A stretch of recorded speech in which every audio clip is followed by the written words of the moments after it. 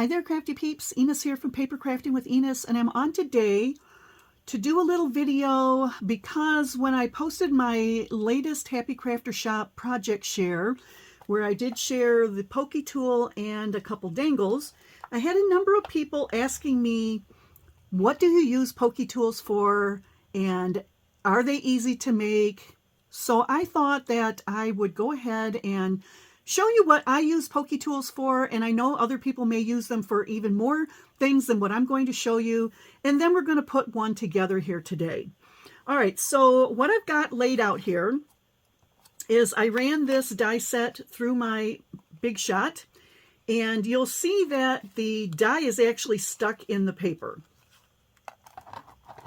for the most part. Okay, that piece fell out. I also have some double-sided tape here. I've got a couple of jewelry making tools. I have my E6000, and I have laid out a number of beads in the order that I want to put them on the Pokey Tool. I also have a little charm here I'm going to be adding, and I've already added some jump rings on there just to save time. And I've got another one of these pretty pink bows. So the first thing I'm going to do is show you what I use a Pokey Tool for. So I do keep some kind of a little cover on the tip because these can be very sharp. This is an earring back, and I do have other ones as well, but since this one's kind of big, it's easy for me to see it when it's laying around somewhere. So I'm just going to take that off. And I'm going to go over here to this die set. So I'm going to pull the die out, and I want you to notice that a lot of the letters and all the little things are still stuck in there.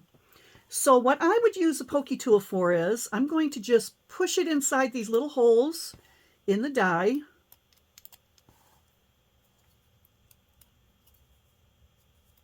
And it will pop out my pieces there. See it there? Now you'll see the words, the letters to the words are still in here. So I'm just going to poke those.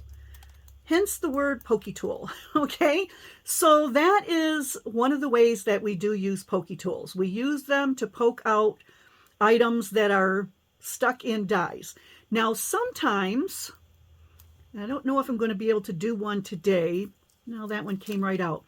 Sometimes you will have something that pops out, but the negative pieces stay in. And I don't know if that's going to happen this time around. Let me see if I try to poke out another one of these banners, what will happen.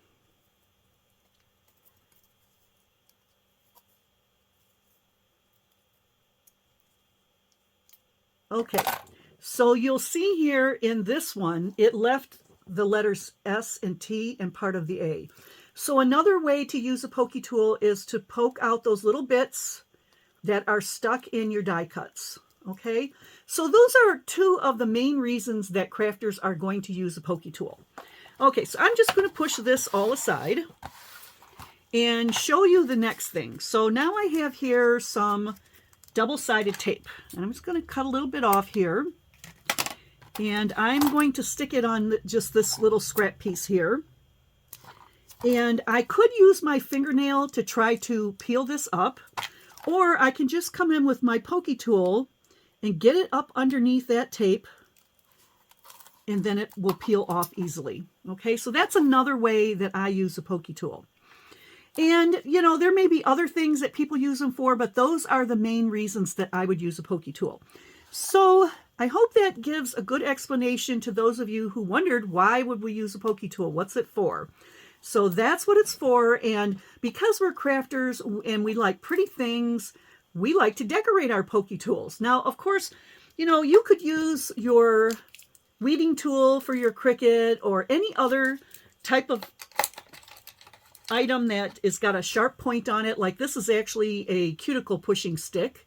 You could use that to poke out your letters, but what's more fun than this, okay?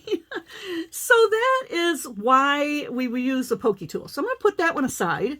Okay, so I'm going to bring in my paper towel because I'm going to work on a paper towel so I don't mess up my work surface here. And I do have my E6000, which is right here. Okay. And by the way, E6000 does have a smell to it, so it's best to work in a room with good ventilation. So if you have a window you can open, that would be great. If you have a fan, that's good too, but you know, keep your door open, however you need to do that. Oh, you know what? I got all my materials out and I forgot to actually get one of the skewers. So give me a second, I'll be right back. Okay, I'm back and here is my skewer that I'm going to be using, and I'm just going to show you really quick. I actually picked this box up on Amazon a couple of years ago, and I'm going to show you what the box says on it. FBA Poultry Lancers 50 pieces. Okay, so that is the package that I got on Amazon, and it came with a plastic bag with 50 of these babies in there. So I've got plenty to use for my crafting. And so here is our Pokey Tool, or our skewer. So the first thing I'm going to do is, this bow's already put together. Now, if I were tying a bow, I could just tie it around here. But since it's already put together, I'm actually going to push the skewer through the bow itself. So give me a minute to work that through. And if you're doing it like this, you want to be careful you don't poke yourself, because these things are sharp.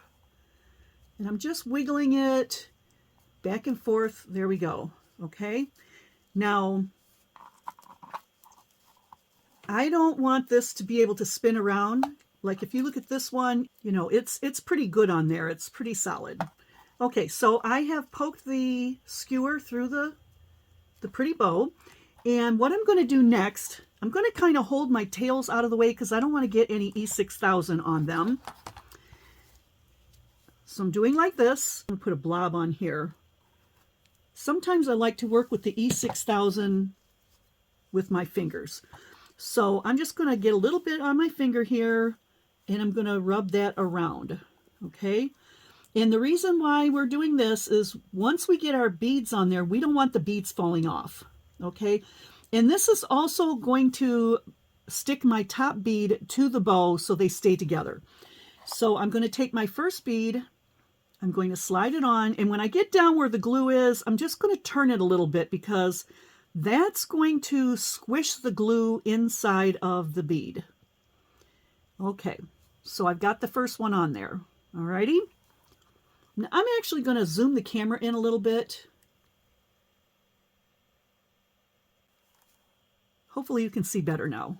Okay, so now I'm just going to take a little more of my glue. I'm going to place some around on the skewer.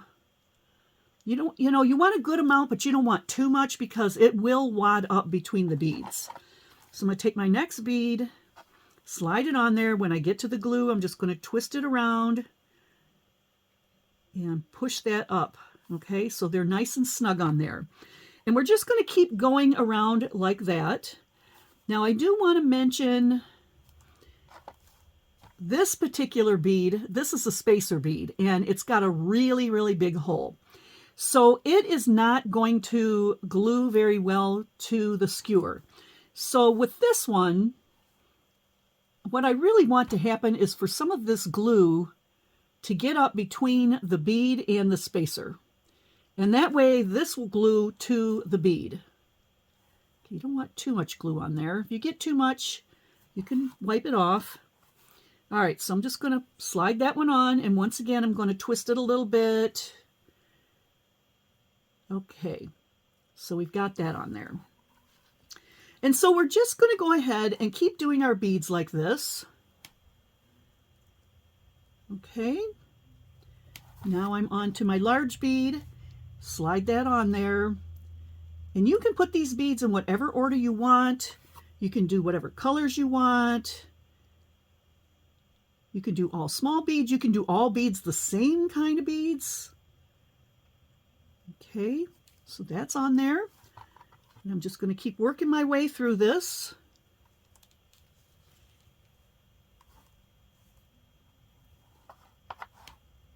And this one again is going to have a spacer, so I want a little extra glue so that it sticks to the large bead above it. Okay, looks pretty good. 2 beads left. Okay, pretty easy project, right? And the results are very, very nice. Okay, and I don't need any more of this glue, so I'm going to try to get as much off my finger as I can. And I'm going to put my last bead on. Once again, spinning that around. All right, so there we have it. There's our Pokey Tool. And I'm just going to move this paper towel with the glue aside so I don't get any of that on my Pokey Tool now that it's put together. Because the last thing I'm going to do is add my charm. So what I did with my charm is I added a jump ring to the charm itself, and then I've got a larger jump ring on top of that. Okay, so what I'm going to do is open up this large jump ring just by grabbing on each side of the opening and giving it a twist. So you can see that there, it's twisted open. And then I'm going to hook it onto the skewer. Oops, my pliers were in the way. Hook it onto the skewer, and now I'm going to close that jump ring up just by bringing them back together. And you want to try to make sure these are as close together as possible so that your charm doesn't fall off. Okay, and one last thing, I'm going to put my stopper on the bottom, and there you have it. Beautiful, beautiful. Super easy and only took a few minutes to put together.